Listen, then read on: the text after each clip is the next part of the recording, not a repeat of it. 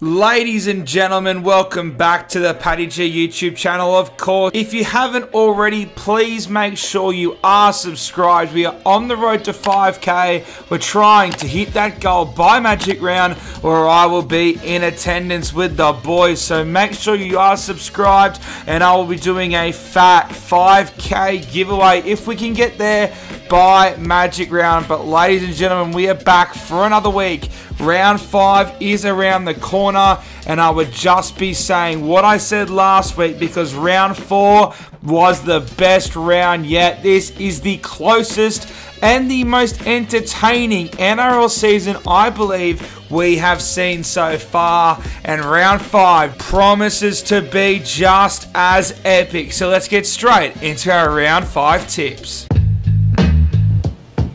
Round 5 opens with the Roosters back at Allianz Stadium hosting the Parramatta Eels. The Eels unfortunately have to play another top tier contender coming off a bye, but they got their first win of the 2023 season last week thanks to their big boppers in the middle, RCG and Junior Barlow, but no Junior Barlow for this game, and I think that hands the advantage to the Sydney Roosters. Another slow start to the season from the boys in Bondi, but they flipped the switch in that game 2 weeks ago against the Rabbitohs. They came back from 10-0 down, and I think they'll have too much firepower in the middle for the Parramatta Eels, and I think the Roosters open round 5 with a win over Parramatta.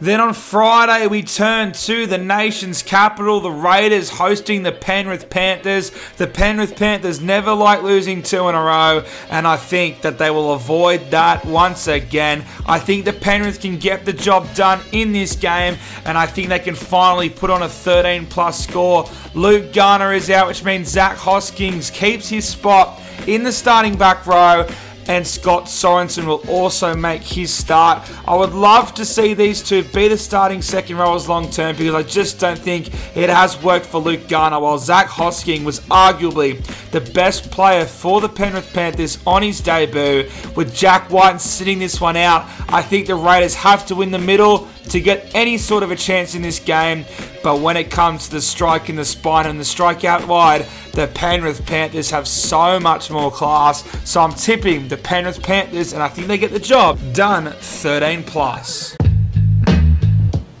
The main event on Friday sees the Bunnies return to back-to-back home games in a core to take on the Melbourne Storm. No changes for both teams. I think the Melbourne Storm were very lucky they played the West Tigers when they did. Still no Jerome Hughes, and that is one of many reasons why I think the South Sydney Rabbitohs get the job done back in Sydney. The Melbourne Storm have looked nothing like their former selves. They have the worst injury toll in the competition at the moment. There is no doubt about that, but they're lacking those superstars who came in back when it was Nico Hines, Brendan Smith, Nelson Asofa-Solomona, the latter of which is still injured.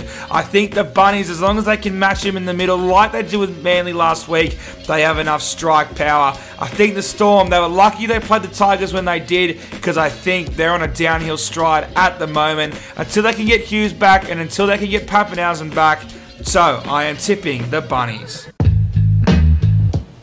Saturday kicks off with the Manly Sea Eagles. They are back in Mudgee. Cooler is out for Manly. Kurt Mann is out for the Newcastle Knights. Dom Young still expected to play another game in reserve grade. The Newcastle Knights were very impressive against the Raiders back at home, but Manly's record in Mudgee is pretty amazing. I think they go 3 from 3. I think they get the job done off the back of trying to rewrite that Golden Point heartbreaking loss. I think they put another 13+ score for the folks in Mudgee, and I think they get the job done comfortably over what is still a depleted Knights outfit. The middle game of the Saturday sees the Finns take the road to the Gong to take on the Dragons at Wollongong at Wynn Stadium. This game is pretty 50-50 for me. The Dolphins, they're starting to use those reserve players. They're starting to be tested. Their depth is going to be proven this weekend. but I'm going the upset. I do think the Dolphins can get the job done. The Dragons are in free fall at the moment. I know they stuck with the Broncos for the first 70 minutes and they were able to stick with the Sharks for the first half, but I just back Wayne Bennett. What he's doing with these Dolphins is special. They nearly came off with an impossible win over the ladder leaders, and I think the Finns can get up, and I think they can get the upset over the Dragons, with Anthony Griffin's future still very much under speculation. The final game on the Saturday sees the Broncos host the West Tigers. The Broncos dropped this game late last year, but I don't think they do that again. The Broncos have easily been the most impressive team outside of the Dolphins so far, and they got the win over them last week. So I'm backing the Dolphins. I'm backing them 13+. I think this could be a danger game for them, coming off what was such a highly anticipated and epic contest with the Dolphins, but I just think the Tigers are so far below the other 16 teams at the moment. Until I see it on the field, I am not going to even think about tipping the Tigers. Sunday kicks off the Sharks hosting the Warriors. The Warriors massive outsiders, but that is because they are without Tamare Martin. Ronald Volkman comes in, who is a very, very different sort of player, and I think that spine change up, for as good as the Warriors have been, opens the door for the Cronulla Sharks back at home in the Shire. Nico Hines has been on an absolute tear. He was a phenomenal to end last year. He's begun 2023 in the same form. He was the best player in the round coming off a calf injury. I think the Sharks are true contenders, and I think while it'll be close, I do see it being 1-12. I do see it being low scoring. I think the Sharks will get the job done over the Warriors. He's begun 2023 in the same form. He was the best player in the round coming off a calf injury. I think the Sharks are true contenders, and I think while it'll be close, I do see it being 1-12. I do see it being low scoring. I think the Sharks will get the job done over the Warriors.